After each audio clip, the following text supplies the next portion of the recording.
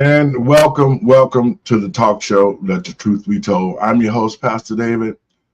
And folks, we're going to give you a recap over the weekend. There was an assassination attempt on President Trump at Mar-a-Lago. And we have a special guest today in our studio. We have Dr. Pamela Denise Long, who is running for the United States Senator position to get rid of that rotten Dick Durbin. So if you ain't got nothing to do, call your friends and let them know you're listening to Let the Truth Be Told Radio. And I'm your host, Pastor David. So come on in.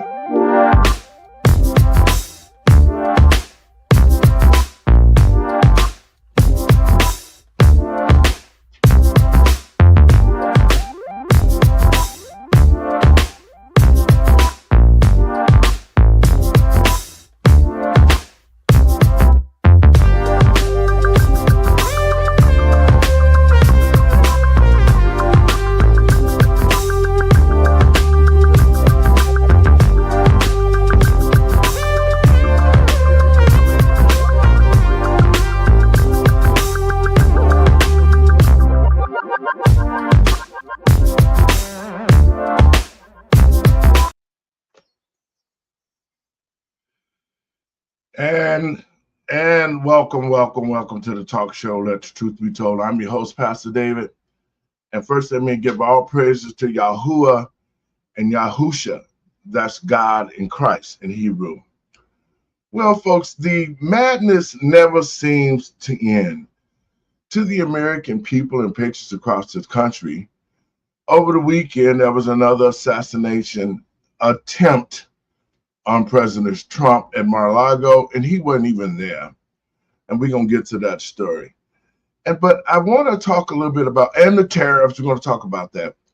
But I want to move forward to the state of Illinois. See, what has happened in the state of Illinois, like California and all the other blue states, is they did redistricting, and they took over and cheated when they created the new map. Thus, they have a supermajority for the Democratic Party in the state of Illinois. But to Illinoisans, look at the state. Look at our state. Look at how the politicians from all the Democratic Party people, they sit around and have completely been complicit to the Illinois taxpayer.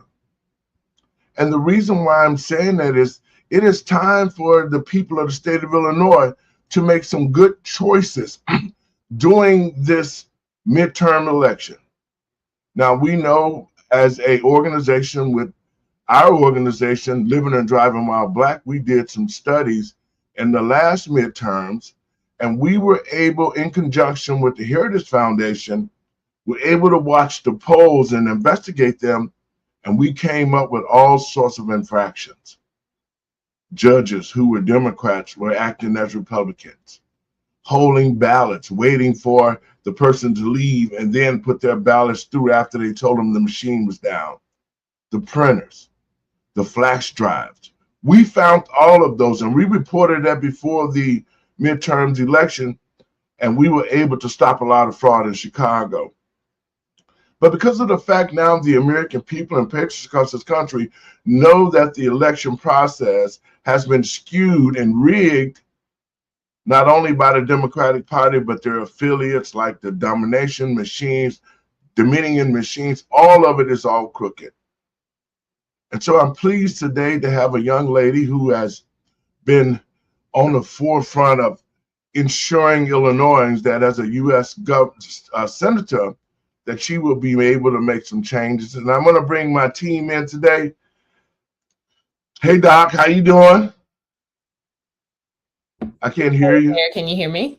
I can hear you now. I'm doing great. It's good to see you. Glad to be here. Great. I got the other doctor, and I got doctors in the house today. And the Queen, Lucretia, and I got Randy. What's up, Randy? Can you hear us?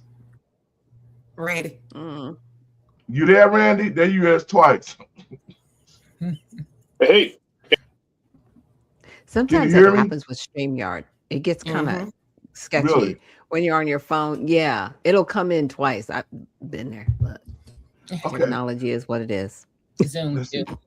You good, Randy? Okay, good. I can hear y'all a little bit coming in choppy. I'm gonna drop out and come back in. Okay, good. Do Okay. what you got to do. To the American people and patriots across this country, I want to introduce Dr. Pamela Denise Long. She's running for the United States Senator position in Illinois, and it is a fresh breath air to have somebody that's not a part of the same type of political rhetoric that we've seen over the years. Dr. Long, talk a little bit about your run for the U.S. Senator seat, and I'm going to bring up I got your palm card, and we can talk about it. Let's talk about that. Yeah. So thank you. I'm so glad we're having this conversation. I am from Edwardsville, so I'm a downstater, though I've lived in Chicago. I went to Circle Campus, and then I moved back to Bronzeville as an adult. And I also spent 5 years from age 8 to 14 living in Kankakee, Illinois. So, Illinois has been home to me as an adult since 1991, although I've lived in New York and Texas and all of that. I'm running for U.S. Senate after a 30-year career in healthcare, pre-K through 12, education, academia, where I taught at the College of Education at Southern Illinois University here in Edwardsville, and in other adjunct faculty programs. And my doctorate is in organizational development. I'm running because I shudder to think of what our grandchildren and their grandchildren will inherit as a nation. Our nation doesn't make sense anymore. It doesn't prioritize the American people. We're throwing money all over the place, foreign and domestic. Fraud, waste, and abuse is absolutely out of control. Men are kickboxing women just because he says he's a woman. And they're doing a lot of this nonsense DEI stuff under the guise of the legacy Black American experience. So I'm a 7th generation American, and that has to change. There are other policies that I'm running on in terms of cutting health insurance costs. We need to redesign how that works. I've been a proponent of eliminating the income tax, which means we need to redesign how we fund government. We didn't always have an income tax, so how are we making it happen in the past? We need accountability for mass immigration, both legal and illegal, and how Joe Biden, his administration, and the governors of Illinois and other sanctuary states just let people flow into the nation. We don't know those people's real ages. We don't know who they really are. We don't know their criminal background. And we have people driving on our roads today, essentially murdering Americans. It's crazy. And I'm looking to bring some courage and competence. That's another thing. We have elected officials who are not standing on what's right. And if you're not willing to take the arrows for the principles that are right for the American people, then you don't deserve the position. So like you say, I'm not backed by anyone except grassroots. And I'm looking for people to come out who say they want real leadership, who say they want a senator who isn't owned, unbought, and unbossed, I believe is how we say that. Then that would be me. Your thoughts, Krisha? Oh no, I was introduced to Dr. Long through Daryl Brooks, and after that, I didn't get to talk to her. I just talked to Daryl, and then I talked to her.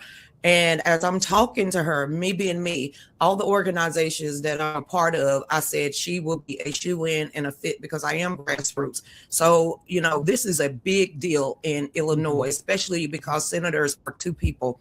And she's running on a ticket. And no offense, she's a strong Black woman. Okay, Shaka Khan and all the rest of them wrote that song for her. So I opened up my book and I said, who can I get her in contact with?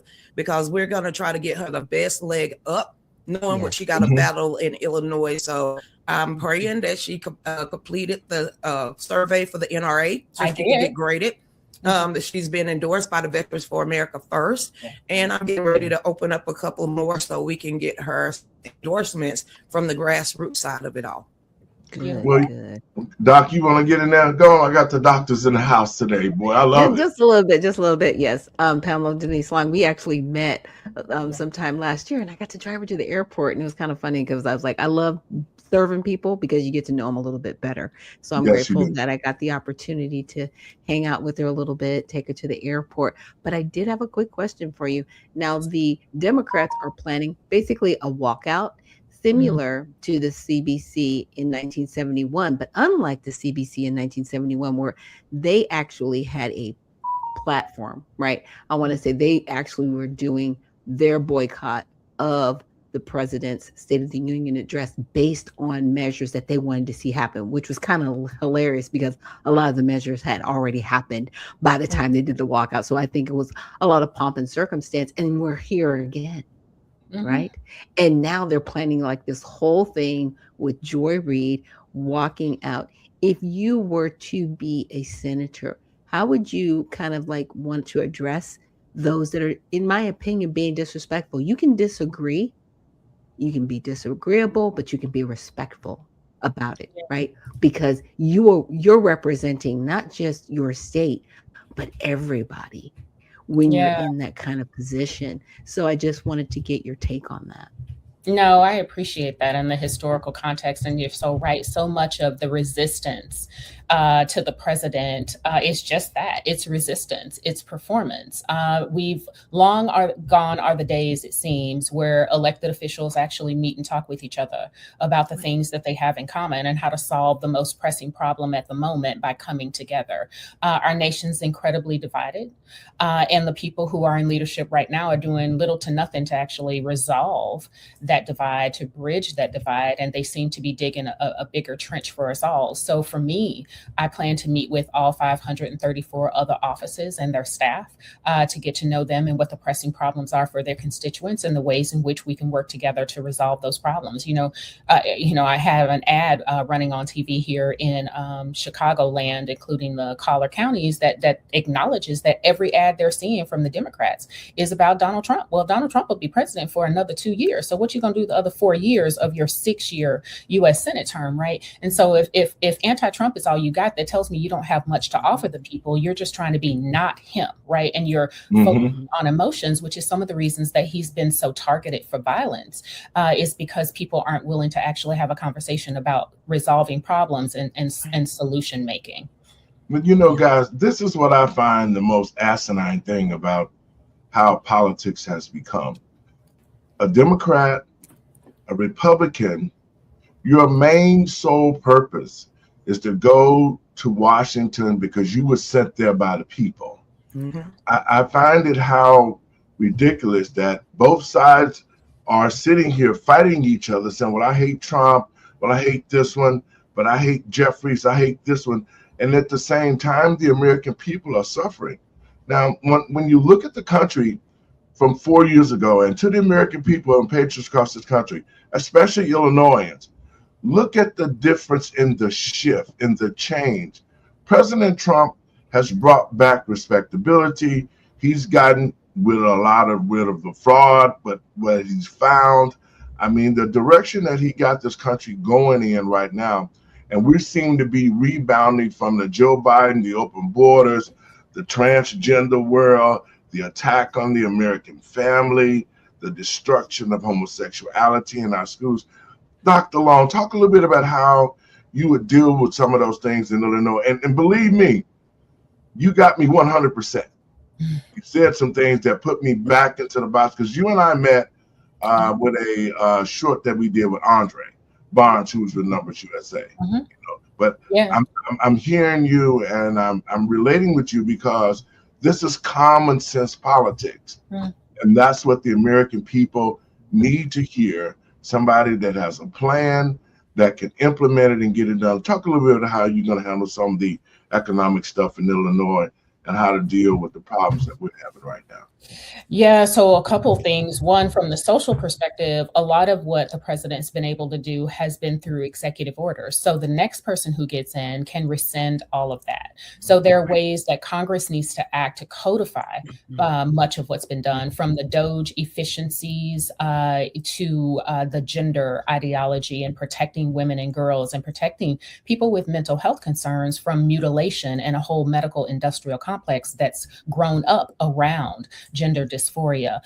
From the economic side, here in Illinois, we superseded New Jersey in 2025 to become the state with the highest property taxes here. We are bleeding residents. People are fleeing from Illinois, both from the criminal justice perspective, but also from the cost of living and taxation perspective. There are 33 3 counties that want to find another place to be, right? They willing to go to Indiana, they're willing to become part of Iowa, looking for a home, and we just can't have that. So one of the things that I've talked about is the burden that the pension system here in Illinois has placed on property taxes, right? So as businesses flee, the people, right, individual families, the struggling middle class ends up bearing the burden of those pension liabilities. And while we can't take from people what we've already promised, we can revisit the ways in which we're investing that money. So what I can offer is, as a U.S. Senator, some of the federal infrastructure around technical assistance to look at money management strategy, not from a punitive perspective, but from a technical assistance and help perspective to do efficiencies and effectiveness, to find waste, fraud, and abuse so that we can direct that money toward investing in the people.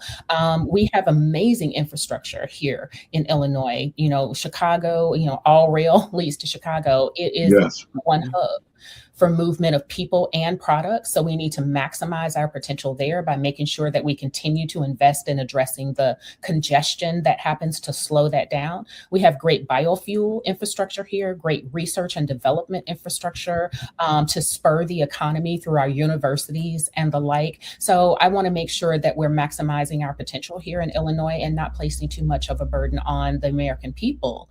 And we have to address criminal justice. So can we address the way that some parts of the Safety Act were good intended, right? So there are people who get hemmed up in Chicago in particular, right? And other places of the state as well. But Chicago has a history with John Burge and what he and his thugs. Yes, I know. Okay, that's real. So we have to acknowledge the way the criminal justice system itself has been criminal at times. But what we can't do is allow people who have 30 prior arrests, including violence, to just go out in the name of equity and send them back in the streets. So there has to be some balance. And it seems like Democrats have good intentions, but the impact is a little crazy and negative. And you're being so generous when you say they have good intentions. Doc, what are your thoughts? Yeah, I did another question. Now, this also goes back to Nixon. Now, he did, under his administration, it was Executive Order 11458. And like you said, when somebody else comes in office, if you do not codify this into law, it goes away. It was the Office of Minority Businesses and Enterprise. Okay. So it went from 13 million in 1969 to about 142 million by 1971. And those were actually Black owned businesses. Now, what we don't hear a lot from the Democrats is actual freedom from government, right? And actually starting businesses that will create that generational wealth. Now, I know you're not mayor, you're not the governor, but as a senator, can you really look at really common sense executive orders, right?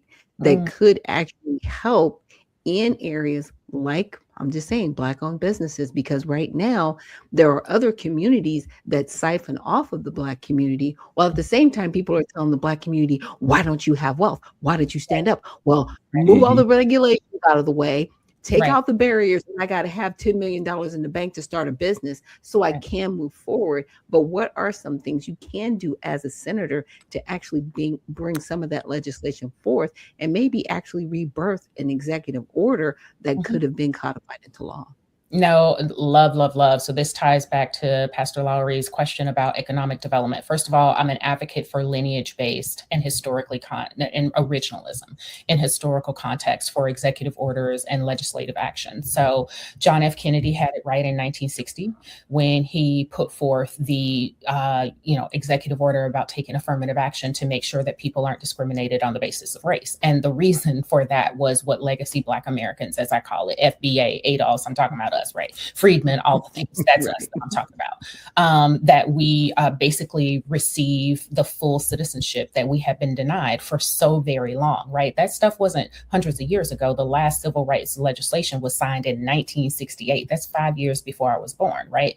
And so my youngest sibling was born that year. So our children are the first generation in my family to actually not have some type of legalized discrimination against them. That's not being a victim, that's historical reality. And the nation has utilize the existing executive orders and legislation to make it right. So what I would push for is an EO and or other resolution from Congress to acknowledge the original intent of those things, original intent of affirmative action, which the Supreme Court, the conservative justices of the Supreme Court acknowledged that legacy Black Americans are entitled to affirmative action because of the historical harms that we've experienced, not because of race. So I want to make sure that gets codified and acted upon.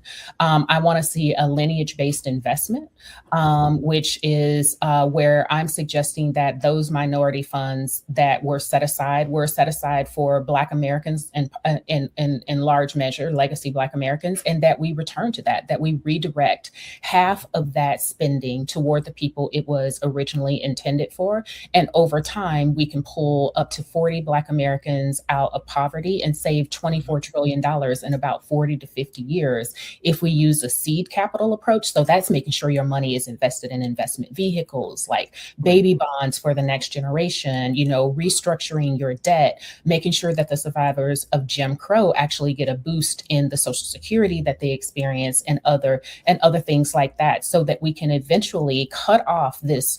I mean, it's really an open chest for people who can fly over here and consider themselves minorities. And anyone's a minority if they're not a straight white Christian male. You ain't have to put no equity in the nation, ain't have to have fought for it. So that's the kind of stuff that I'm looking to see happen. Krisha? Okay, thank you.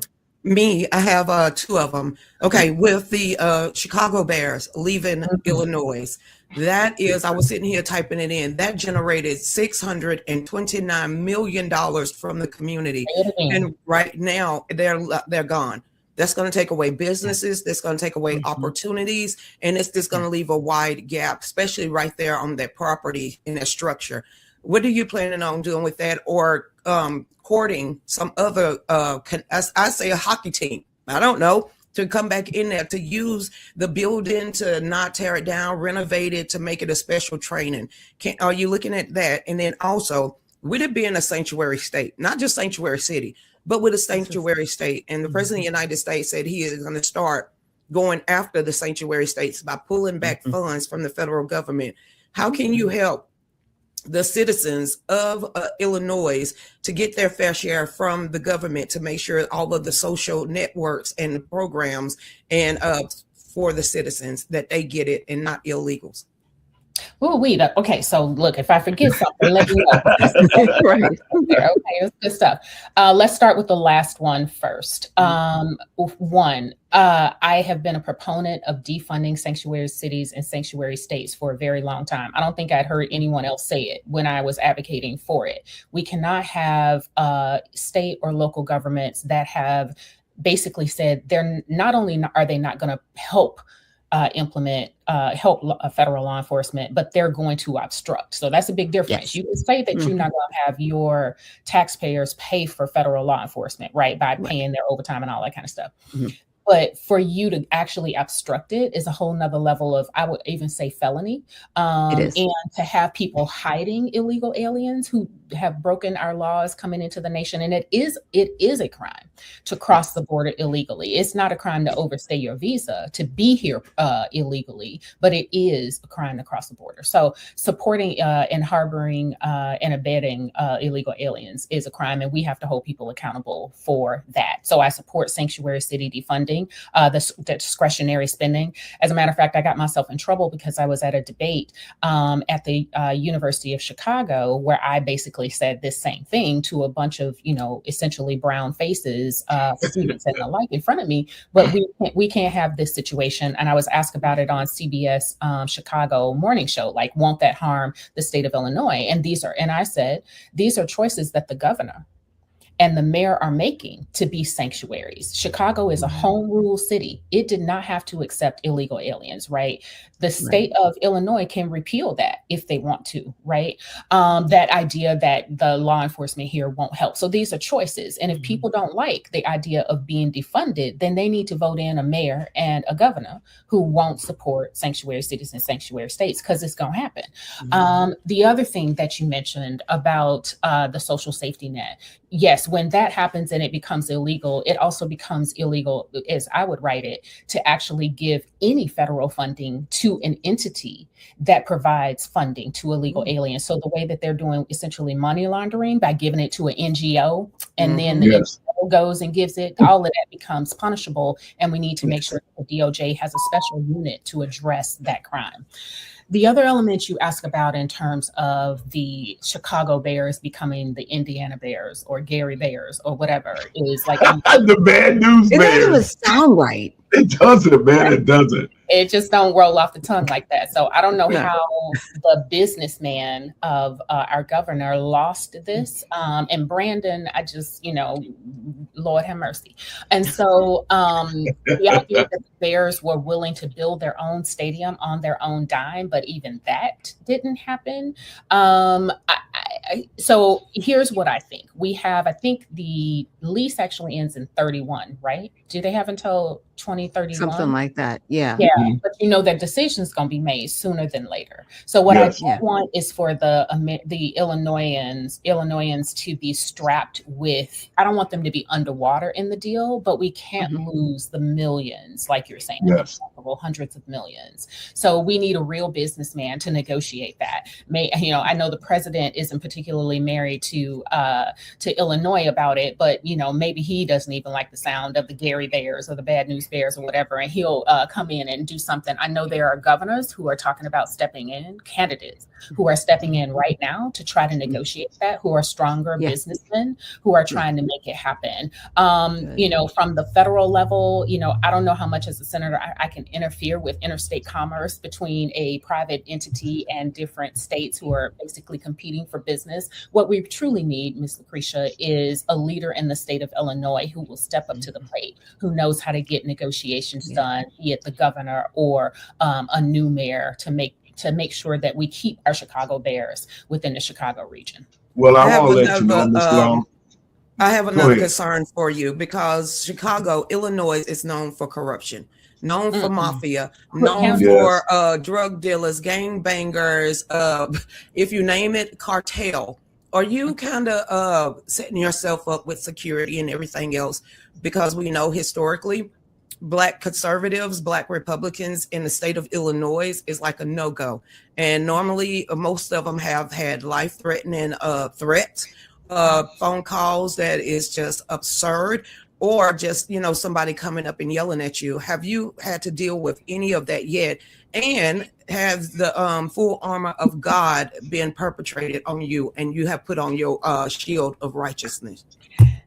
No and yes. So I have people praying for me who've been praying for me all across the state, lifting me up in prayer, texting me about prayer from the moment that I launched my campaign in May. And I appreciate all of it. So yes, all the prayers, please continue. I have not had the negative experiences that you've mentioned. I have had one person attack me online. He's a white guy out of Southern Illinois who took my flyer and put a red X over my face. And I had people in leadership positions call him out because of the way that looks and understanding racial politics in Illinois or in the country, and how that can activate things, right? And called him out on that. He, of course, didn't back down because whatever. And he was particularly activated about my belief in the fact that people who've been injured should, of course, be redressed. That we have a First Amendment right to air grievance with government and to seek redress for those grievances, including non-repetition. And so I have been very fortunate, and I'm knocking on wood, that I haven't had any untoward incidents, and that people in my circle don't have to throw somebody a birthday party that they'll never forget. Well, let me say this. First of all, when you're doing righteous work, you don't have to worry, because God is going to allow you to continue to do that righteous work. So you can't have fear when you know that God says that no weapon formed against you shall prosper. And those who do righteous work have the armor of God all around them. And secondly, in 2027, I'm going to be the new mayor of Chicago. Let's cut the chase with the foolishness. The people of Chicago know that we've had mayors that destroyed our city. Lori Lightfoot, Rahm Emanuel. Now we got Brandon Johnson. But it was all done by design.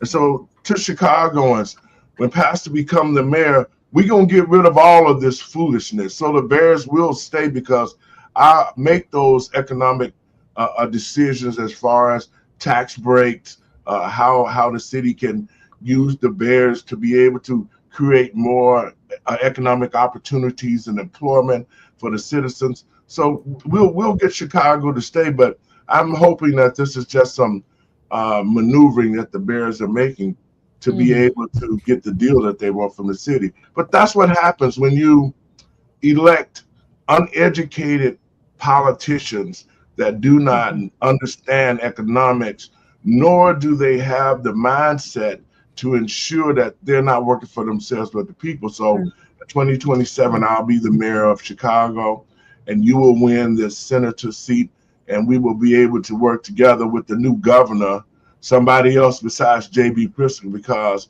Black people, if we already see, especially across the country, we can see that the present day leadership has not been good for the people. You can't expect anything to change going down the road with the same people or different people with the same attitude that it pays to be a corrupt politician. So we are going to have to make a transition from politicians that don't do anything right to politicians like Ms. Long, who's well educated, who understands, who bring a wealth of knowledge to the table to assist the taxpayers, like myself, like Doc, like Lucretia. We're all in positions to be able to make a difference in the Black community and the communities across the country. But we have to stand behind us. We cannot sit back and say, hey, you know what, let them do this thing. You have to contribute. The United States taxpayers now have to really do their research. They have to look and they have to choose what the candidates are saying and research and find out if they're capable of able to do it. We can't just pull the leather because you're a Democrat or Republican. We have to seek educated candidates, first of all, that are God-fearing, and secondly, they have to have a plan. And that's what I'm seeing from Ms. Long. She has a good plan, and I can support that. Guys, I'm gonna put your poster up again. I want you to talk a little bit about some of the things that are on there, Ms. Long. Yeah, and then I'll talk about something you said reminded me that we need to talk about what it's like to vote in a primary election. So what you're seeing here is a graphic of my lineage-based investment program, right? I have a whole bunch of other policies that are put forth, and we'll talk about the veterans one too. But what's on your screen right now is a graphic of my proposal of how it will work to redirect $4.1 billion annually from wasteful minority spending, right? We shouldn't be funding a Chinese person who just flew over here yesterday, an Indian person who flew over here yesterday, and have them competing with legacy Black Americans for minority spending. That's just wrong. So we spend $8.2 billion annually on minority spending. I'm suggesting that we redirect half of that, so $4.1 billion toward legacy Black Americans. And on your left, you'll see that I'm suggesting we include Black-owned business development, real estate development, making sure that we have housing grants available, that we restructure debt and have jobs training, right? We have a lot of STEM workers. We're going to get into remanufacturing. We have a lot of AI that we're developing. Instead of developing foreigners and offshoring our jobs over there, let's bring those things home and develop our own people. And then, of course, the baby bonds to invest in investment vehicles for the next generation. And what you see with the pillars at the bottom or in the center is the impacts of that. So with these different programs, and there are more than just the four you see here, but with these different programs, you can see within 5 years through the seed capital approach to minority spending for legacy Black Americans, we can see $400 billion and pull 4 million Black Americans out of poverty in 5 years. In 20 years, we could save $7.2 trillion because people will be less dependent on the social safety net, healthcare costs, the cost of poverty will be significantly decreased. We could pull 18 million Black Americans out of poverty. And then within 40 to 50 years, we could have saved $24 trillion, which is basically the cost of reparations, as economists have estimated, $24 trillion million saved and pull 30 million Black Americans out of poverty. And so what we would see there is you would have ownership rather than government dependency, right? People who are trained, their businesses are growing. You would have reduced waste because the money is going is supposed to be going to, right? And then you just have stronger families and stronger communities because there's a solid economic base from which people could launch. And so this is my address to what Black Americans have said is their number one policy issue. It's tangibles, as you may recall, that we got dragged by the immigrant community for demand. And it also addresses the wealth gap that those of us who are legacy Black Americans have, just because, again, Jim Crow ended in 68. On paper, it ended in 68, but everybody didn't start to act right just because they signed something.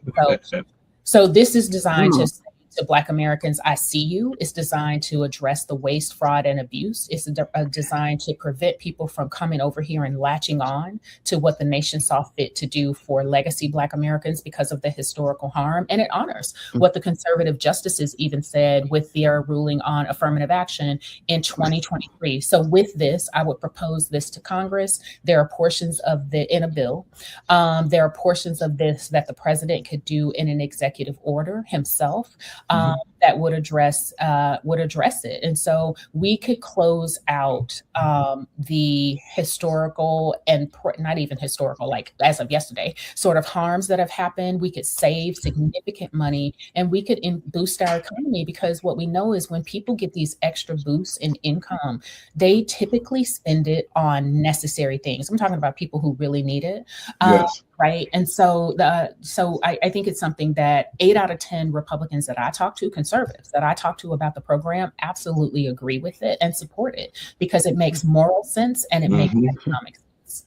Right. Right. Instead of giving people fish, you teach them how to fish. Absolutely.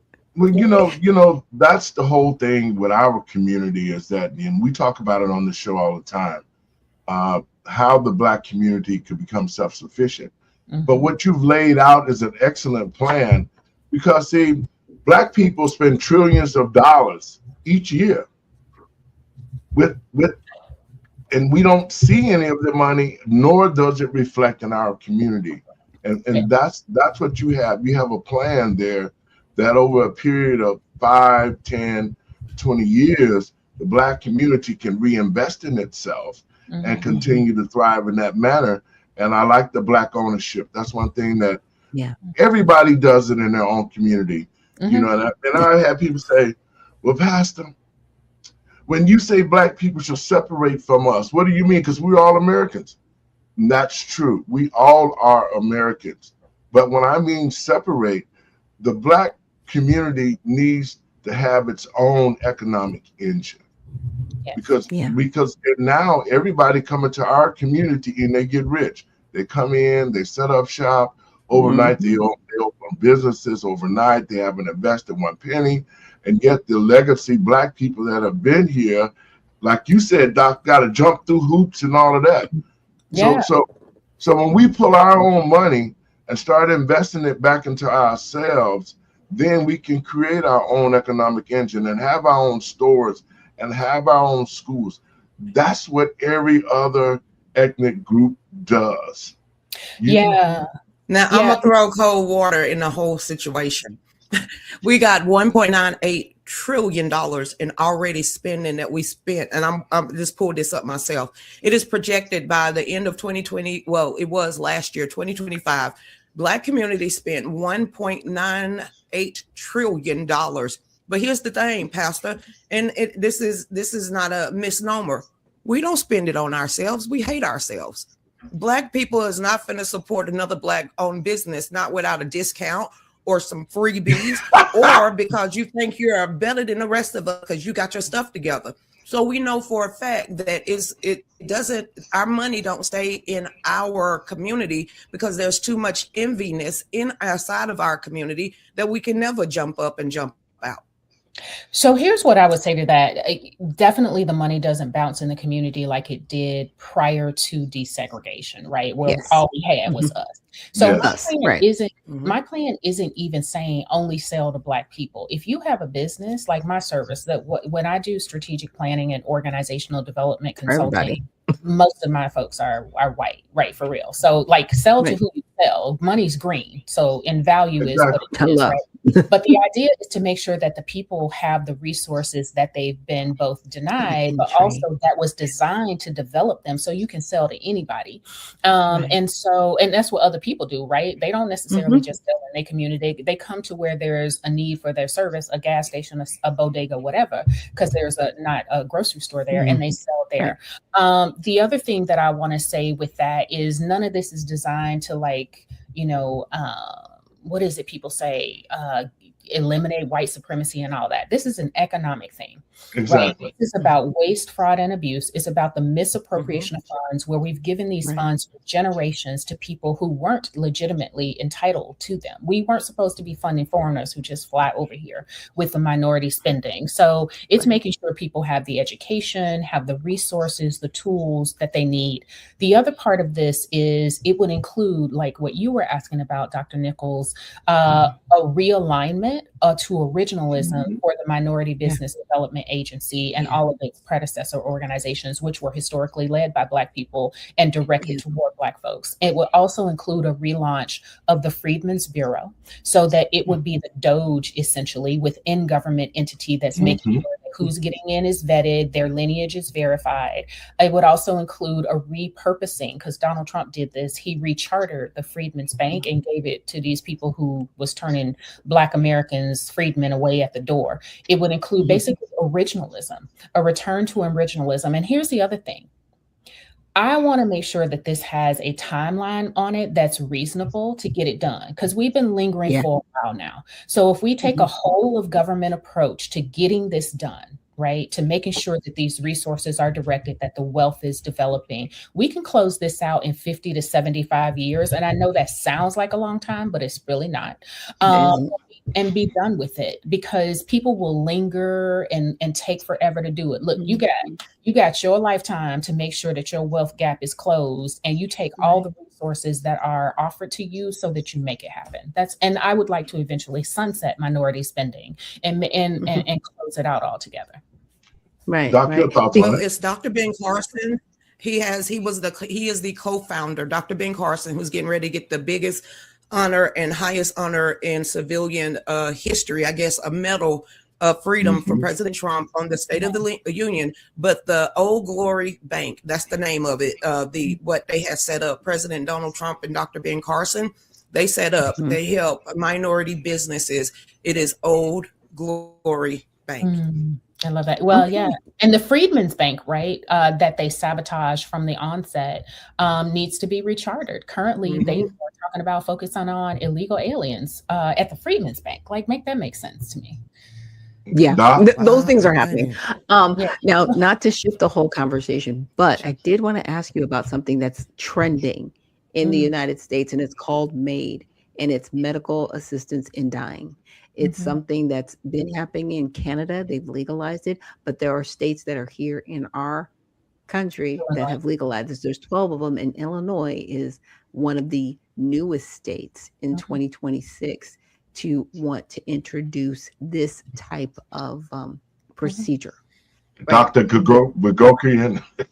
Yeah. Basically Dr. Gagorkian. It's a Gagorkian situation, but the harm that it could do is because it could be misrepresented. Right. And for you, and I'm just now my morals, if I'm saying, hey, it's okay for somebody to commit suicide, then I'm okay murdering them. Right. I'm a party to it, even though I haven't signed off on the legislation. Now, again, this is a state issue, just like abortion. They kicked it back down to the states and said, okay, states, which ones of you want this? Which ones of you don't? Again, this is a moral issue. As a senator, right? Because I'm speaking life to where you're going to be at. That's right. Can you actually say, okay, this is something that we have to look at on the federal level and say, no, You can't just commit suicide. Because see, here's the thing with Kevorkian, he was able to get around it because it was self-induced. Yes. Now they've taken it that way where it's medical assistance in dying, but you're doing it to yourself. They've actually had it so where people are present in the room, down to children, watching people Yes. literally drown and suffocate themselves to death. Oh yeah, this is happening. It is disgusting. And like I said, it is now in Illinois. This is the 12th state that it's in. So I know it's a weird question, but it is something that I do want to ask you because And also, none of the other senators are really talking about this. And Illinois was the very first. It was a politician, I'm trying to remember, that actually brought that up, especially after the old governor of Virginia said that we'll birth the baby. Don't worry about it, but we're going to sit it in the corner and decide what to do with it. And then it was another politician from Illinois said, hey, we could take that further. Let's have a conversation all the way up to the age of 2. Yes. That's murder. Wow. The idea, I'm plugging in my computer. The idea of having children present while someone kill themselves. Drowns I'm telling you, it's happening. Well, what is happening here in Illinois is that it has become the new California. It has become the transgender, homosexuals, pedophiles, child rapists. All of those things have embedded in Illinois, and satanicism, and they've tried to legalize it and make it normal as to where, well, they used to have prayer in school, but now we got all these other things, so prayer don't count anymore. How would you, and I know some people who are trying to get prayer back in schools. What are some of the things as the senator that you could do in order to help along that process to return, religion, prayer back to school? Because with all the other evil entities in the school that our children are seeing, I feel that prayer would create some type of relationship with the great I am, and our children have some type of spiritual base. What are your thoughts? Yeah, so 2 things. One, I want to address your question, and I want to address Dr. Nichols' question. We have to make sure that children who are of faith have the freedom to practice, just like those who are of a different faith or have no religious belief have the freedom to practice that as well, right? So the idea that children who are Christian should be shamed or bullied or have to go into a corner in order for them to pray and to meet on campus and stuff like that, that can't happen, because it is an encroachment upon their freedom of religion.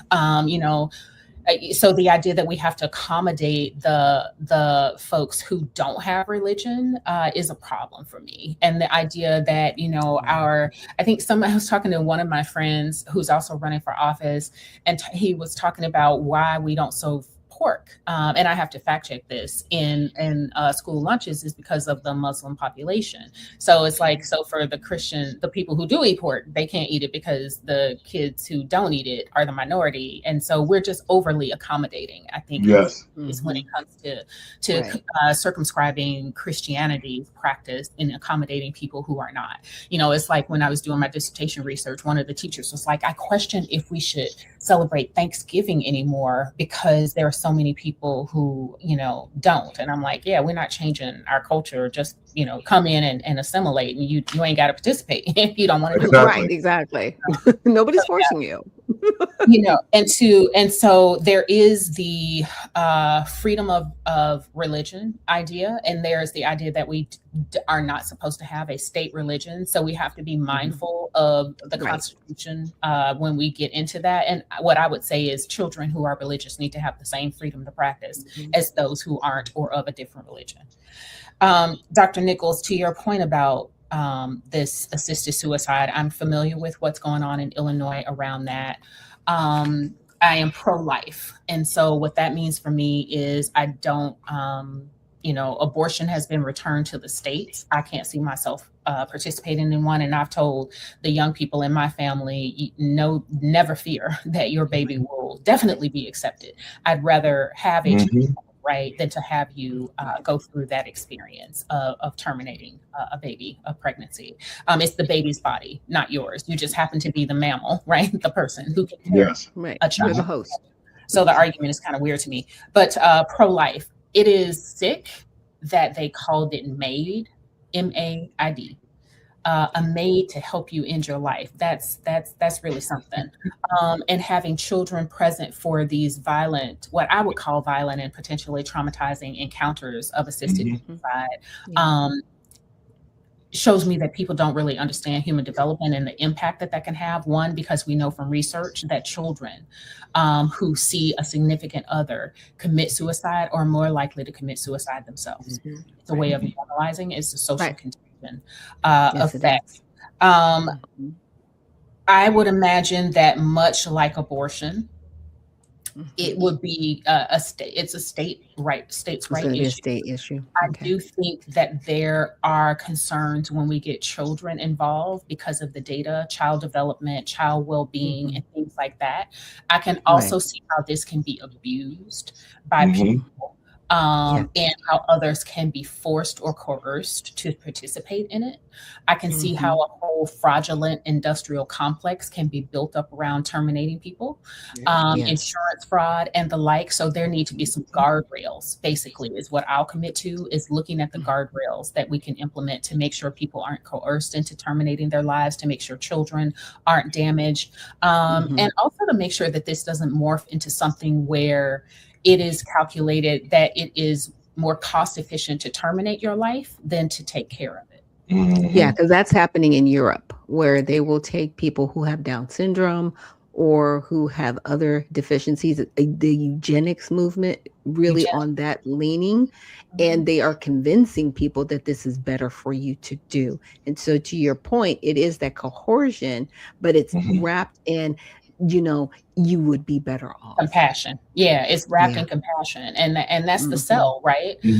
So yeah, we have to make sure that we are nurturing life, both in terms of it being carried in the womb and born, but also walking on the face of this earth. So there are a constellation of things that we need to do. Mental health concerns are significant in the community broadly for variety of reasons, but we need to address those things while always having high expectations, but recognizing that many of our citizens are lonely. We are disconnected as a community. We don't know how to. You remember how people used to sit on the porch and then walk across the yard and chat with each other, and the kids used to be directed, even if 5 blocks from home. If you start cutting up or something happened, Miss Johnson was going to handle that business, right? Your grandma, you gonna get a whooping. Okay, maybe both of them for real. So we need to get reconnected, and I think the president and leaders, both at the federal, state, and local levels, have a role to play. First of all, in making sure that our communities are safe. There was a time where we could play out in the dark and we was pretty assured that we were going to come home, right? And also just setting a standard where we get reconnected eyeball to eyeball. I think I was looking at something, a meme came across my social media that showed how couples met from like 1952 to present day. And online was 0 for a long time, but now online is how most people meet, and family and college and all of that stuff is least. So there's just so many crises, I think, of identity and connectivity that we have to address. And we all have to be called to action to do it. Senator Long, DEI. DEI was created to be part of the LGBT group in order for them to get positions like in the schools, like they had the Booty, what's the guy from Indiana, the transportation guy that didn't have a Booty Judge. You're talking about South Bend Booty Judge. Yeah, but he had no experience for that. Know like him. Booty Jed, but I just called him Pete, Mayor Pete. Yes, Pete. You can call him Pete. Y'all women tough, boy. But I want you to explain. I want you to explain to see what a lot of Americans don't understand, especially Black Americans. When they created affirmative action did not address the issue. But what affirmative action did was secured that there would only be maybe 1% of Black people who was going to be hired but they demanded 10% of the workforce to be not Black, but minorities. And so the fact that other minorities like women and Hispanics and everybody else were able to get the positions before Black people, and Black people thought that this was a great program for them, but they found out that it is not at all. So affirmative action was rebranded and added to DEI, division, equity, and inclusion. Talk about that and how you would be able to deal with it, because it has not been conducive for the Black community at all. Talk about how you could make a program like DEI a good program, and if not, what would you do to take care of a DEI? Yeah, so I think we have to acknowledge that the concept of DEI and affirmative action have been bastardized, co-opted, and taken over, right? Yes.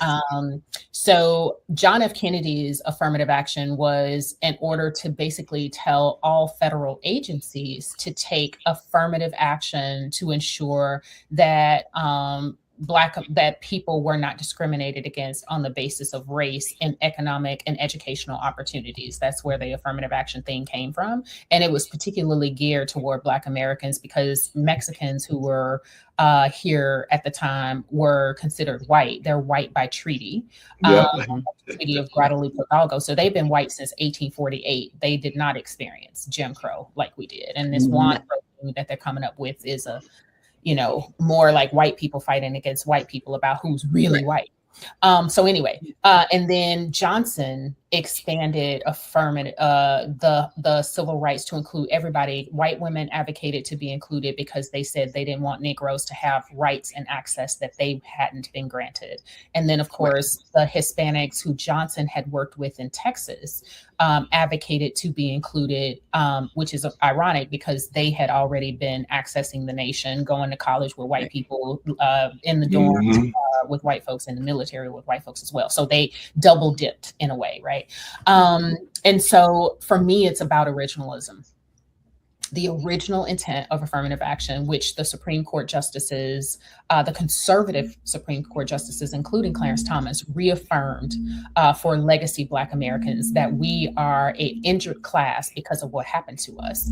And we are protected. So I've called colleges and others to have a lineage-based affirmative action in keeping with originalism. The same with diversity, equity, inclusion. We were the original DEIs, right? It was about including us. Of course, there's diversity in the United States of America. There has been, it's just changed in terms of quantity, right? Of course, we want those people included in the proper way. The Constitution should apply to all of us, that kind of thing. And of course, I agree with equity. I think about equity, and this is my definition, in the same way I think about how you have equity in your home. Those who've invested in a thing should get return on investment in that thing. So we want to make sure that the people who help build the nation are prioritized. To me, that's what Americans First is all about. It's delivering the equity for those of us who've built the nation. And of course, we can invite other people in to assist when we need extra workers or whatever, when we want to grow the population, but they need to be coming here not to plant a new flag, their flag in a new place, but in order to actually enfold themselves and assimilate to our nation. So for me, it's all about originalism. The same for the birthright citizenship of the Reconstruction era. Now, you can't convince me that Thaddeus Stevens and the people who bled and died across this nation, right, for civil rights, for and human rights and constitutional rights for American Negroes, intended for someone from Japan to come over here pregnant, pop out a baby, and that baby compete with me and my grandchildren. Like, you can't convince me now. We're saying that, right? That's not what it's for. Okay. And you can look at their own words where they said, every person born shall be a citizen of the United States. This shall, of course, not include the children of aliens, foreigners, and those of ambassadors. They said, So originalism is the call to action. And what I tell Republicans, if we're going to be about originalism, then we got to be about it all the time. And we got to not kowtow. And so that's what I'm pushing for. What you'll see with my Birthright Citizenship Act of 2027, which is reaffirming the original intent of Birthright Citizenship Act of 2027, is to codify that understanding as an actual bicameral resolution, meaning a law and or a resolution where Congress is affirming that original intent. And that will actually undergird the president's executive order, where he is saying we can't be issuing birth certificates to birth tourists and all of this kind of stuff Right. to confer citizenship to their babies. Right, because that circumvents actual immigration law that's outlined in the Constitution. And see, people don't realize that it would take a ratification of the Constitution to do what they're doing right now. And it's never been done. They've just circumvented immigration law, period. And everybody here. And the 14th Amendment, they're using the 14th Amendment in a way that it was not designed. There's not intended for that. There's the letter of the law, right? What is written on paper. And then there's the spirit of the law, which is what the people who have done the thing tell you it is intended to do. So Ketanji Brown Jackson, for example, talked about the letter of the law when she was talking about the Voting Rights Act in Alabama, where they were trying to prevent from providing a second Black majority district there. You talking about Tangelee? Tangelee that don't know what a woman is? She's not a woman. You know what? Yeah. So they know what a woman is when it comes to the SAVE Act. Come on now, but Bob can't show up as Susan. Okay, Bob can't show up as Susan and vote. Bob needs to be Bob if he wants to vote. So those people, those individuals are gonna have a bad problem. And I think, it's so convoluted how they're just using everybody with the SAVE Act. But guys, I want to play a quick video about the tariffs, and we're going to talk about that. So let me put this up here. New confusion for businesses and governments around the world over U.S. tariffs. President Trump has announced a new 15% import tax for all countries after the Supreme Court ruled that most of his tariffs were illegal. Nancy Cordes has more reaction from the president. They're wrong on it. It's a ridiculous decision. A rare rebuke from the Supreme Court did not stop President Trump, who is now plowing ahead with new tariffs at what he claims will be a fully allowed and legally tested 15% level worldwide. The policy hasn't changed, just the tools have changed. On Face the Nation, Trump's top trade official, Jamieson Greer, insisted the trade deals Trump has already cut with dozens of countries aren't going anywhere. We expect to stand by them. We expect our partners to stand by them. And I haven't heard anyone yet come to me and say the deal's off. The conservative-leaning court, in a 6-3 decision, said Trump's sweeping tariffs, a centerpiece of his economic strategy, lacked clear congressional authorization. Now, the White House is trying a new tack, invoking a little-known section of the 1974 Trade Act, which allows for tariffs up to 15%, but only for 150 days and only in certain situations. New York Republican Mike Lawler said it's a short-term fix at best. I think it's going to be incumbent on the administration to sit down with Congress to determine the best path. On Friday, Trump called conservative justices Neil Gorsuch and Amy Coney Barrett, both of whom he nominated, embarrassments to their families. And he suggested, without proof, that they had somehow been corrupted by foreign interests. They're very unpatriotic and disloyal to our Constitution. There's still a lot of confusion. Okay. You can attribute that to that man on your left. His name is Lutnick, and his sons actually benefited from the failure of the tariffs that just went through. They just made billions of dollars. So you need to look at your people in your administration that basically set you up, sir. Like, this is where we're at. We're still dealing with swamp creatures. Well, the fact of the matter is that it wasn't an issue of the tariffs itself, but it was the procedure that it was administered to the court. So that's not really a major thing to deal with. Dr. Long, your thoughts on this, and how would you handle this as a U.S. Senator? Yeah, so as I understand the powers when it comes to implementing tariffs, that they are authorized by Congress specifically. I will have to look at the trade agreement details and how this 15%, like the causes of action related to that, if that can be done by the president and he has to get authorization within a certain amount of time, or if this 1974 Trade Act allows the president to unilaterally impose tariffs for this temporary period of time. Because, when he, for example, some of the laws require pre-authorization by Congress, and some of them allow the president to take executive action, right, for a period of time. So I have to look at both. I do appreciate what the president is trying to do, and I think I have advised folks connected to the administration to do a better job of public relations and communicating with American people what the goal is with the action that they're taking. What I see is he is trying to make sure, first of all, that there's fairness in our trade, because we have given a lot of jobs away to other places with these various trade agreements.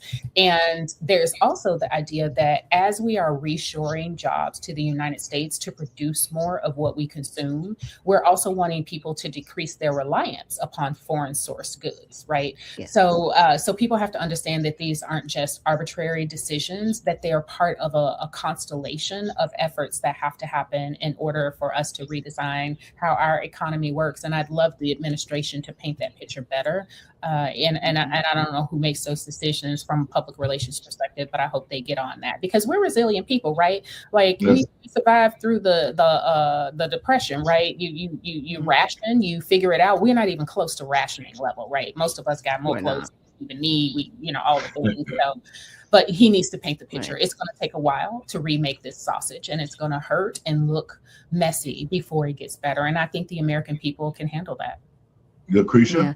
I think okay, go ahead. No, go ahead, Doc. Oh, I was going to say with some of the tariffs, what has been brought up is the fact that Congress gave some of their power away to the president during that time. So that might be something you want to look for when you're researching. I'm just saying, and this is kind of the pitfall that he walked into in advisement, and Lutnick is responsible for that. And I'm telling you, they benefited off of it, made billions of dollars off of it. And so these are things that still need to be looked at. To your point, the administration has had some trouble with really effectively communicating what they really want to do for the American people, because it always gets trounced upon. Yeah. And if Trump's doing it, people get triggered no matter what. Exactly. It doesn't matter. I never understood why we paid more to export our stuff, and we basically don't put anything else on foreign trade into our own nation, and why we are always the pocketbook for the rest of the world. I never understood any of that. So when Trump came in and said, you know what, tariffs on you pay your fair share. We're sick of giving you all these incentives, and American citizens are the one that's footing the bill. I appreciate it. I was waiting on a 1776 check. But when it comes to Lutnick, the reason why Trump need to get rid of him after what had came out of the Epstein files and the list that too, and how he would emails, he should have been let go last week. But that's just me. Oh no, that too. Yeah, the Epstein situation has been really enlightening about people in power, how they seem to operate with impunity. They don't think they're going to get caught because they're all in it together, right? So who's going to, because if I tell on you, then I'm implicating me, right? So it's this mutually assured destruction kind of stuff that's going on. That has to be addressed. And I frankly do appreciate the folks who were persistent in making sure that those files get released. Because if you are out here trafficking and abusing boys, women, girls, all of it, you need to be addressed, and you don't deserve. I'm sorry. I question your ability I question your right and legitimacy to have that kind of level of authority. And they're also deleting the files. So I haven't looked at it yet, but I need to look at the law to see if there is actually any repercussions or consequences of the files being deleted online. So far, they've deleted over 500,000 files that were initially put online. Well, you know what, guys? It's so much of, and I talk about this on other shows. This is also a spiritual war, because there were 3 former presidents who got together during the height of Joe Biden's opening the borders and allowing for the immigrants to come in here. and try to take this country over. Bill Clinton, Barack Obama, and George Bush hired a private plane company which allowed illegal children separated from their parents. 385,000 children were brought over from countries with what those presidents did, and they disappeared. Now we have to really understand and look at the picture in the totality. Epstein probably ain't dead, okay? He probably Allegedly, ain't dead. we need to throw that in there. We don't want to get a lawsuit. Okay, allegedly. Well, you know, we'll send some dogs to find him. Right. You're talking about Pizzagate that went down. Oprah Winfrey is part of this. The Clintons are part of it. I mean, the name goes on for those politicians who lied and who went after Trump and says, oh, Trump got to be the main character. And yet they're the main characters. I mean, what is going to happen? What they going to do? That's my thing. You made a lot of noise about it. And everybody see now that most of the Democrats and Republicans that was on this list that participated in this type of activity, what's going to be and what's going to happen to make things right. I know. Go ahead, Lucretia. What we're going to do is do just like Scotland Yard is doing, because Scotland Yard, the Interpol, and all these different nations that are starting arrest, starting prosecution and everything else, it's going to make the American government look bad. And Pam Bundy, either she's going to get up off her patookies and she's going to start doing something that is substance, or they're going to let them all escape. But wait a minute, allegedly. We're waiting on Bill Clinton and also Hillary, and they should be testifying on the 26th and the 27th. So I'm gonna be all up in their grills. I mean, exactly. I'm gonna be nosy. Yeah, and Pam actually needs to step down respectfully. Yes, respectfully. Pam Bundy and the Assistant Attorney General, because this was something that should have been handled. You had the files. You got the alleged destroyed files as well from the Southern District of New York. So you had everything. There's a lot of people that need to just step down. Like, don't get fired. Step down respectfully and let somebody handle this. You know what I'm saying? Just pass the baton respectfully so we can carry on about the business of the people. Dr. Long? So I think there are a couple things going on in terms of what's going to happen. There need to be investigations. Jeffrey Epstein was very wealthy and very well connected. So you can expect that he would hobnob with very wealthy people. So everyone connected to him is not necessarily a pedophile or a human trafficker. So that investigations need to happen, but we can't do that if there's redactions and people are being prevented from actually doing it. Like Disney, like him being a Disney adult after 2009, mind you. Yeah, and so people, so there's some judgment issues for people who stayed in connection with him after what happened in his nights in jail and his days out doing whatever in Florida. I think that, and every person who is connected to that, and everyone who's found to have participated in some way in that trafficking and abuse of men, women, children, girls and boys, needs to be held accountable regardless of who they are.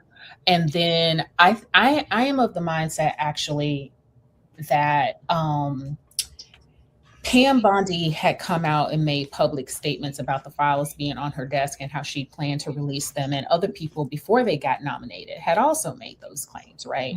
And so I think there are ways that their hands have been tied related to the files. And I think her performance during her testimony was intentional.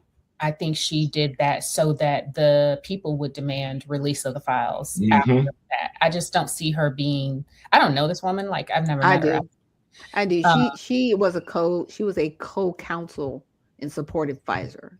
She is not a friendly to the American people. She has botched things that she should have not botched. There should be people in prison right now just in violation of Title 8, Section 1324 on its face. There should be 6 governors in jail right now, along with the mayors that are supporting these sanctuary cities, period. There should have been depositions and grand jury testimony done to date. It's But been is over a she, year. but is she operating? So here's the thing. So part of the new paradigm, let's talk about it, is that people who are in the executive branch are not independent thinkers, that they have to comport with what the administration wants to do. And I do know the president, from what I understand, the president had expressed concern that releasing these files without knowing people's culpability could make folks assume that everyone who flew with Epstein on his private jet or whatever was a pedophile. And that's a valid concern, right? So guilt by association. So I wonder the extent to which Pam and all of the others actually have the ability to operate completely independently, or if they also have to get approval for their conduct, because that was part of what Project 2025 was to do. But they signed the law. See, everything that was said ended when they decided to make a law to release all of the files. Totally agree. And so when they did those redactions, they did them independently. And that's why I said I have to really read through the law and see where if they were out of line with it and what the consequences are for deleting the files, because the files haven't even been out a full 30 to 45 days yet. And they're now deleting files. Yeah, I'm not sure if there were enforcement actions available or included within the law, but yes, it was supposed to be fully released. And even if, so here's my thought, even you have a sworn duty to the American people first and foremost in the Constitution, right? Come on. And so no matter what, you are supposed to be honoring that duty. And if you don't have that level of commitment to the core essence of what your job is, then you don't deserve the role and you should resign. I've never seen Pam Bondi perform. I thought her showing in front of Congress was abysmally disrespectful.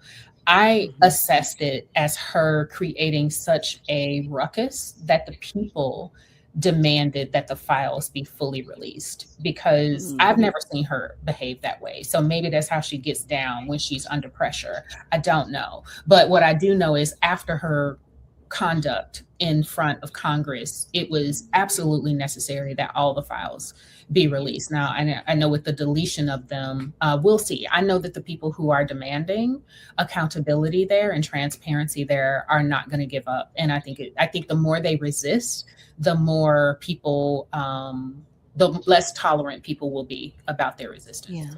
Yeah. You know, for me, guys, I think it's a distraction.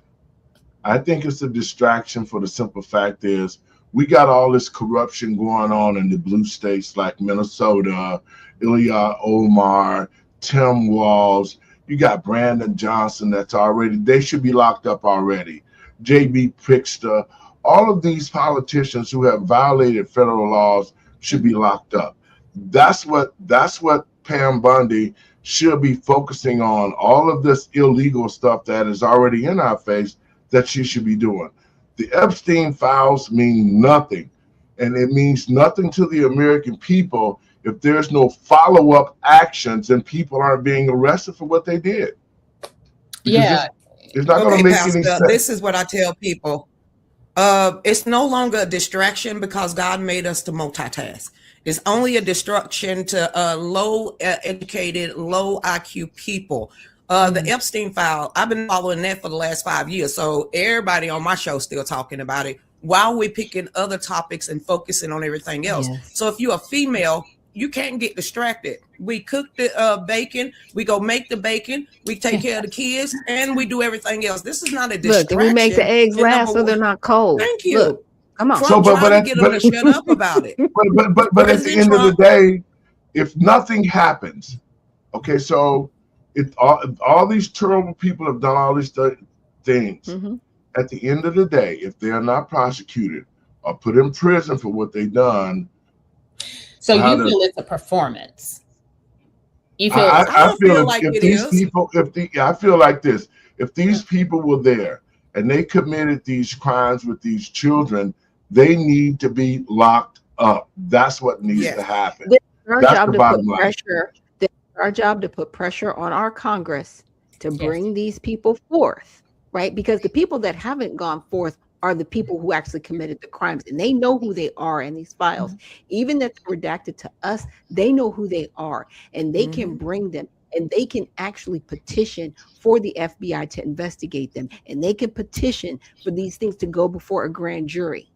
Okay, Maybe So that's they're what waiting I'm on waiting for Scotland now. Yard. we can say, Maybe they're you're waiting not on going back Scotland to Yard. office. We're not voting for you if you don't bring these people down. You're not going back to office. Well, with So Stammer, if we make it the that prime kind of issue, it can happen. minister of You breaking up, England look. at the UK is in trouble. He's getting ready to get. Oh, I want to hear what she's saying. Is it Me too. Yeah, They have Lucretia, already. you're breaking up. Lucretia, can you hear me? Okay, there we are. Okay, Stammer, who is the Prime Minister of UK. Yeah, There I'm you still go. here if you can hear me. He's getting ready to get arrested. He gave insider trading inside of from the UK and America. He gave it to Epstein. So he's in trouble already. The prince or the former prince. Ain't nobody skating. So I think it took someone like a Scotland Yard and Interpol to actually be the first one to start arresting these people. And now we got these two big fish. These ain't no small fries. The ex-prince is not a small fry. Stammer, the prime minister of the UK, is not a small fry. So if we have to, it takes another outside country. Actually, these people, you're going to start seeing it in the United States too, especially with Bill and Hillary Clinton. I'm waiting on them next week. Well, you know what? But we have to threaten. I'm sorry, we have not threatened, but we have to tell members of Congress, we are not sending you back to office unless you do your job. And you've got a chance to do your job. The midterms are coming up. We do not see arrest. If we do not see people coming before Congress and going to prison, you're not going back. Well, you know, I mean, it has to be that level of you can't be put back in office and let this stuff keep going on. It just can't happen. That's the whole thing that I'm concerned about, because, you know, we come out with all of this corruption. We come out with all this whole pedophilia thing, and ain't nobody went to jail yet. And we know that it's in high places. We know Barack Obama was there. We know Hillary Clinton and so many others were there who participated. Now, you know, Trump was there as well, but he was acting as an informant to the FBI. People don't know that. And so he reported it.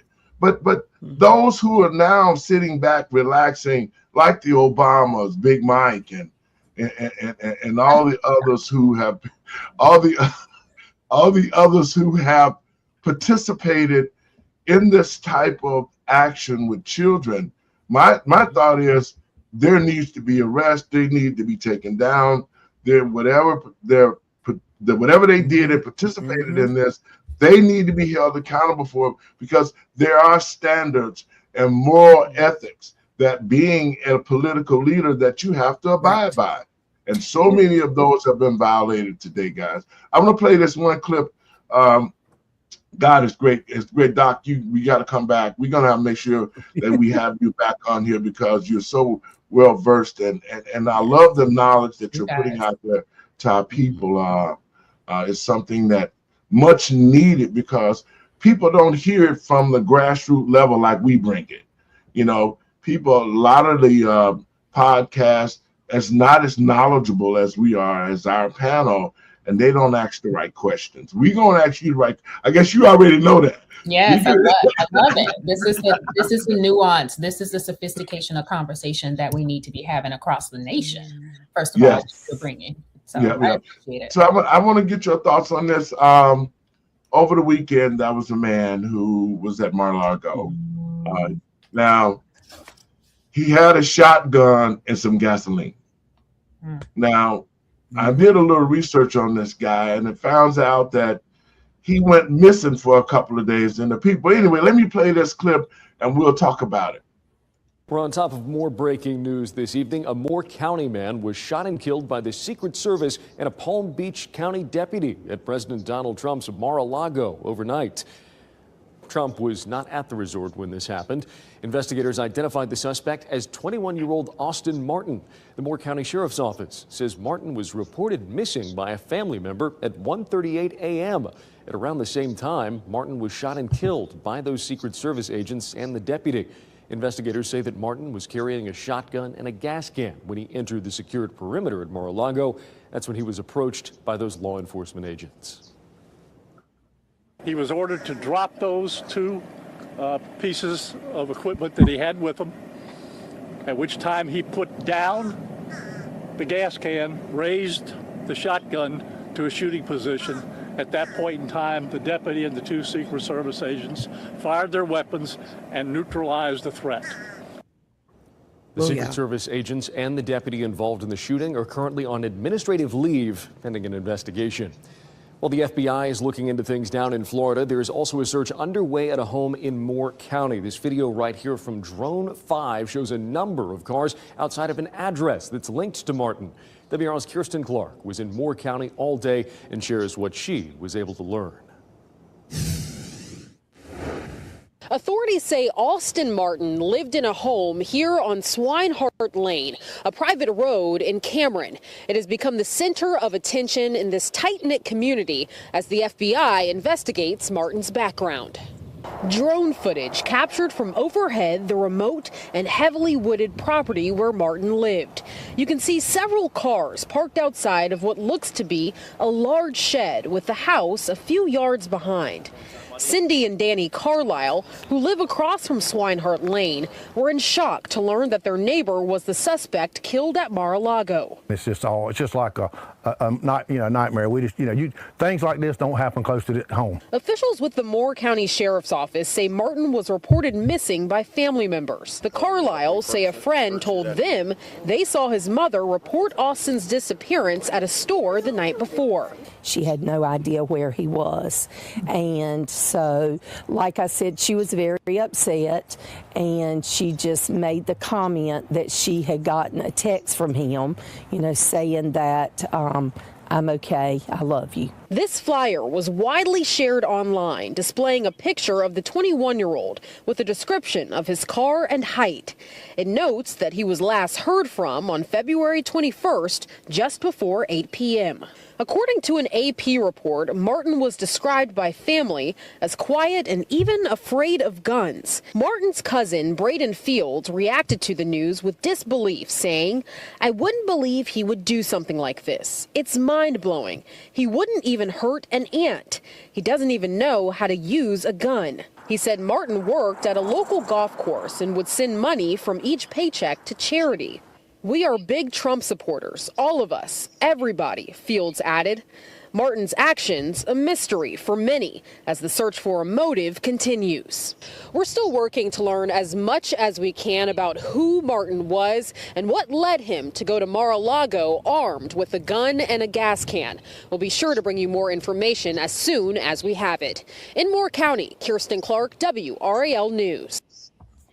Okay, Doc, I'm going to let you start first. I know you're ready. Go ahead, Doc. No, I was going to say it's very interesting. He looks very similar to the other shooters that had attempted to unalive President Donald Trump. And I guarantee you he's going to be on some type of medication. He might end up being a pony bro. He's going to be somebody who's just not, he doesn't look the part of it, but he's getting the blame for it. And the fact that there's no footage of him, but there's footage of the gun and the gas can, but there's no footage of him. That doesn't make sense. I can't. There's cameras everywhere. You know what I'm saying? Mar-a-Lago is like Fort Knox. Why aren't there pictures of the vehicle? Why aren't there pictures of somebody walking up, even if it's grainy from front, behind, side? There's all kinds of lighting. It makes no sense. It just really it says to me psyop. I'm sorry. It says psyop to me. Until I have more proof that young man was actually there, this is all a psyop. Your thoughts, Dr. Long? I mean, my first question is generally if something like this is authentic. I think we've had many such patsies, and the question becomes who is doing it and why, and what's their ultimate goal. Mm-hmm. It's intriguing that the family provided this notably contrary portrait of him compared to the idea that he was holding the gas can, set the gas can down, and raised his gun. I mean, it's possible, even if he didn't know how to use a gun, that someone would do something like that. What's the motivation? I think I'll avoid speculation until more information is shared about his social network. I'm sure they're going to release info about his devices, what he's posted in social media profiles and on these, online networks where all these shooters seem to be congregating together and getting radicalized, allegedly. So yeah, I'm gonna reserve a stated opinion and say I need to know more. Your thoughts, Lucretia? He won't do it again. He won't do it again. What do you want me to say? He probably is a part of a Discord group. He probably a part of a Signal group. And I hope the parents don't blame themselves. After the age of 12, stop trying to wonder. That dude was 21 years old. He knew right from wrong. You should not be anywhere near Mar-a-Lago with a gas can or a shotgun, knowing everything is going to happen and what would happen. So I don't blame the cops. I don't blame Secret Service. Dude, you should not have been there. You shouldn't have had a shotgun and you shouldn't have had a gas can. You are a straight threat, and they neutralized that threat. Only people that I feel sorry for and I feel bad for is the parents. Now they're going to try to blame themselves because a 21-year-old man didn't know right from wrong. Well, and they're going to have the whole 2A conversation again, so be prepared, Lucretia. Because that's what's next. You know what I think is because looking at it through a spiritual lens, anytime that something happens and it get close to people being exposed, like Hillary Clinton, like a Barack Obama, like a Oprah Winfrey, it seems like somebody makes the sacrifice. Like Alice Purdy in Minnesota. They continue to close in on the corruption. And just as soon as they get close, you have an Alex Purdy. He's out there. He ended up getting killed. The other lady, Denise. All of these to me, and even this young man, when the parents said he was missing, all of this to me seems to be of some type of evil cult or something that I put on these people to make them act out of character, because they're doing things that just doesn't add up with the norm of who they are. Like Alex Purdy, Daddy said that he wasn't himself. He went out there. As a matter of fact, he told him, don't go out there and do something stupid. So these people are acting out of character. And the only thing that I could think of is it's the evil that they've come in contact with and the mindset that have changed with these cults or whatever that they're meeting. But I think that these are some spiritual sacrifices in here that is being done by those who are practicing sadism to throw off the American people. And at the same time, they want Donald Trump dead because Donald Trump is rolling back the things that they thought that they were able to continue. See, when Barack Obama laid the groundwork for the sodomites, because that's what this is. This battle is from Sodom and Gomorrah.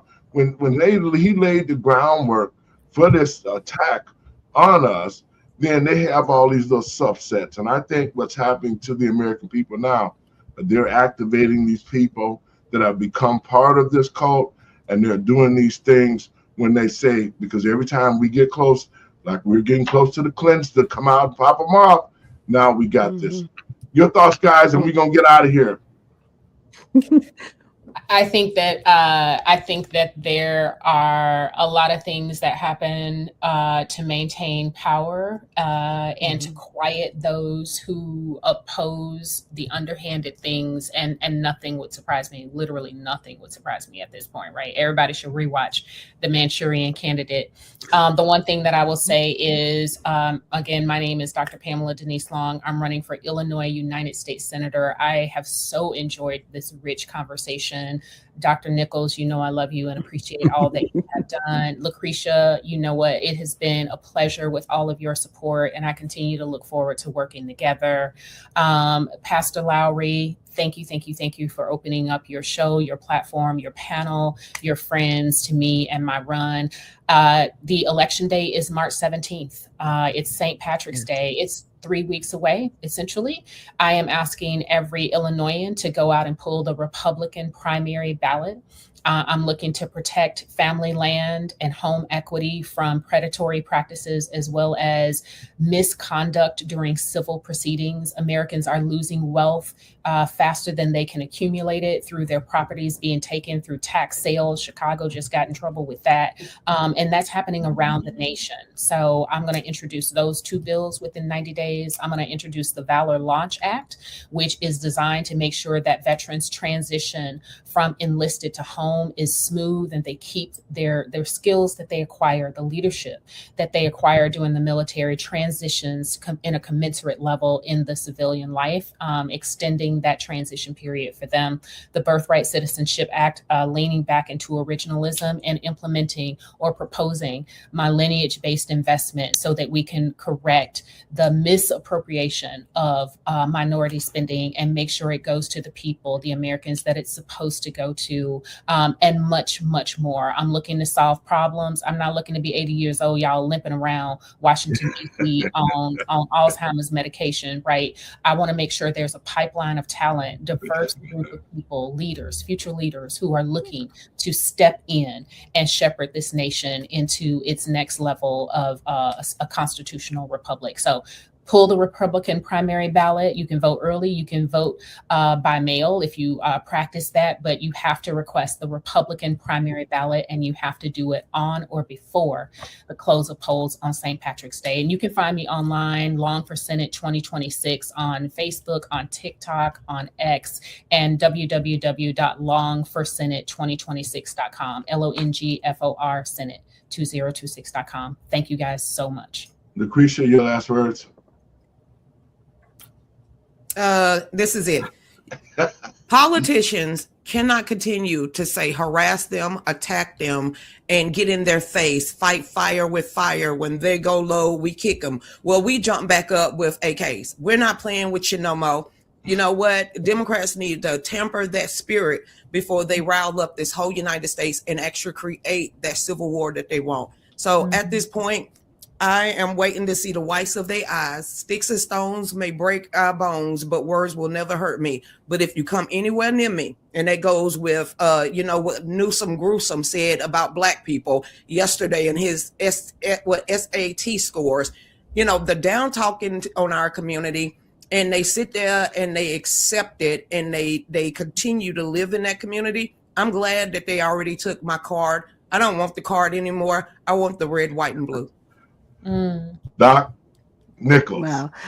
Well, it's been great being a part of this discussion, especially with you, Pamela, Denise Long, and Lucretia, and Pastor Lowry. Thank you so much for joining us today, Dr. Pamela, because you could have been anywhere, but you decided to be here with us and really sharing with the American people. And you guys, Long for Senate 2026. Yes, ma'am. Go to her website, support, donate, okay, because campaigns cost money and she needs all the support that she can get. And always remember, if you do want to run, you don't want to run as a Democrat or a Republican, you can check out USA Redemption Party at usaredemptionparty.com.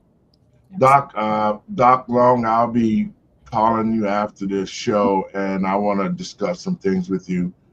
Maybe you need your own show. You need a platform that you can speak from all the time. And I think that you would work good with us, and then we can rally around you for this Senate piece. God is always in control, and I know that he places people at certain times to do certain things, like all of us who have the same mindset about how we love our family, we love this country, and how we're able to implement things. So I think that being part of this group, you'll have that type of platform that we can put things out there and support you. And all of us have offices that we're running for. Like I said, I'm going to be the mayor of Chicago in 2027. We got Lucretia down there with the NRA. We got Doc doing her thing with Redemption Party. Now we have you part of this family that we can assist you in. You're going to get that office.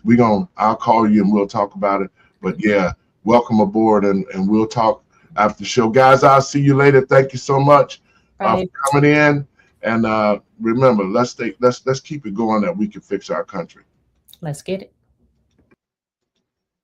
Folks, I want to thank you for tuning in to the show. It's always good to be able to look at people who actually care about this country and care about the American people. These are my last words. To the people in the state of Illinois, what you saw was a very intelligent doctor. She's down to earth. She is somebody who we need. That's an example of a common sense person that's educated and knows what it's going to take to get this country back on track. These are my last words. To the American people and patriots across this country, no longer can we wait on those who say that they're going to do things, who are sitting in places to do things, but not do nothing. No longer can we continue to watch how they change laws to fit themselves. I'm talking about these corrupt politicians. They change laws to fit themselves, how they have the syndrome for us to hate somebody who is doing good work like President Trump. So it is our responsibility as the American people and patriots across this country to make good decisions on who we elect and who we allow to get into our space and in our country. So what I'm saying to the American people and patriots across this country, that we stand together. Let's take a look at these candidates like Dr. Long, who bring a wealth of knowledge and common sense so that we can stand together as one America to make this country great again. I want to say that God bless you, and I look forward to you guys going out to vote for Dr. Denise Long so that we can make this country great again. God bless you, and peace.